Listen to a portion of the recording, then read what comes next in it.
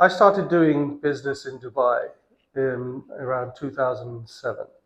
I entered the Dubai real estate market. I bought a studio off plan, and then a few weeks later, I sold that studio off plan and I doubled my investment. I was like, wow, this is incredible. In those days, you could put down 5%. There wasn't any accord, so you didn't have to pay it much. So if a property was costing 300,000 dirhams, you were putting 15,000 dirhams, and you were now in the payment plan until it's delivered. But within a matter of a few weeks, I was able to sell that unit for 315,000 and make 15,000 into 30,000 and double my money. And I was like, wow, this is phenomenal.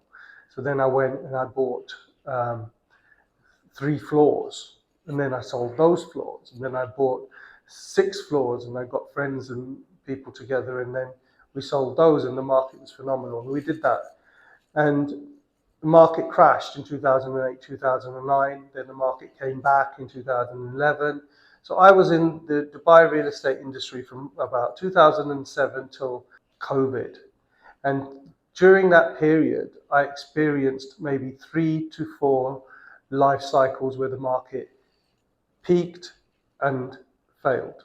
So we had bull runs and bear runs, and bull runs and bear runs. And whenever there was a bull run, we did great. And when there was a bear run, there was nothing to do.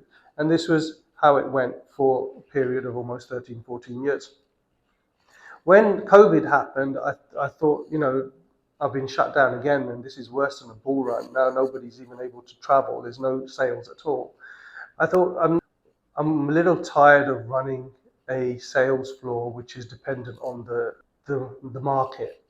And I analyzed companies. I noticed that there were companies that were, even through the bear runs, were continuously growing. And I looked at these companies and I tried to identify what was the common denominator. Why were these companies still growing when we weren't? And I found that the companies that were still growing, even through the crisis, were focused also not only on sales, but also on property management. And those properties that they had under management, those portfolios, carried them through the low periods. And they were able to grow those property management portfolios over time. And that sustained their business and allowed them to grow. So I decided, I said, well, okay, so what I've done wrong is, let's say I've sold 4,000 properties over 14 years.